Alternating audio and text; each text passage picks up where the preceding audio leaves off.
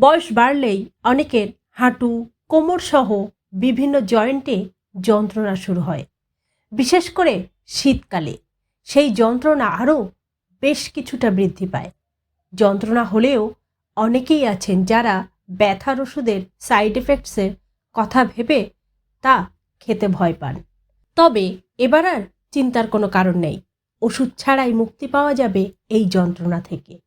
চলুন তাহলে জেনে নেওয়া যাক ওষুধ ছাড়া কিভাবে মুক্তি পাওয়া সম্ভব। বিশেষজ্ঞদের মতে বয়স 40 পেরোলেই শরীরের বোন ডেন্সিটি কমে যায়, যার কারণে হাঁটু, কোমর এবং বিভিন্ন জায়গায় যন্ত্রণা শুরু হয়, যার প্রধান কারণ ক্যালসিয়াম ও ভিটামিন D3 এর ঘাটতি। আজ এমন কিছু খাবার নিয়ে আলোচনা করা হবে যে খাবারগুলিতে বেশ কিছু উপাদান রয়েছে যেগুলি ওষুধ ছাড়াই এই ক্যালসিয়াম ও ভিটামিনের ঘাটতি পূরণ করবে। যেমন দুধ। 1 গ্লাস দুধে প্রায় 350 মিলিগ্রাম ক্যালসিয়াম থাকে। এর সঙ্গে সঙ্গে থাকে ভিটামিন Dও। তবে দুধ হজম করতে সমস্যা হলে দুধের পরিবর্তে সয়া মিল্কও খাওয়া যেতে পারে। Chia seed. মাত্র 1 টেবিল চামচ চিয়া সিডে প্রায় 75 মিলিগ্রাম ক্যালসিয়াম থাকে, তাই ক্যালসিয়ামের ঘাটতি মেটাতে আজ থেকেই খাওয়া শুরু করুন চিয়া সিড।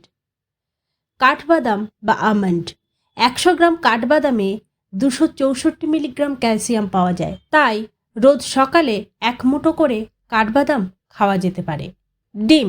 একটি মাঝারি সাইজের ডিমের মধ্যে রয়েছে 50 মিলিগ্রাম ক্যালসিয়াম। এছাড়া রয়েছে প্রচুর পরিমাণে ভিটামিন D, যা রোজকার ঘাটতি মেটাতে সাহায্য করে। এছাড়াও মাছ, মাংস, পনির, কিশমিশ, কাঁচা ছোলা, মুগ ডাল, খেজুর, কমলালেবুও খাওয়া যেতে পারে। এই সকল খাবারের মধ্যে প্রচুর পরিমাণে ক্যালসিয়াম থাকে। ভালো থাকুন, সুস্থ থাকুন, আর এমনই নতুন নতুন ভিডিও পেতে চ্যানেলটিকে সাবস্ক্রাইব করুন। ধন্যবাদ।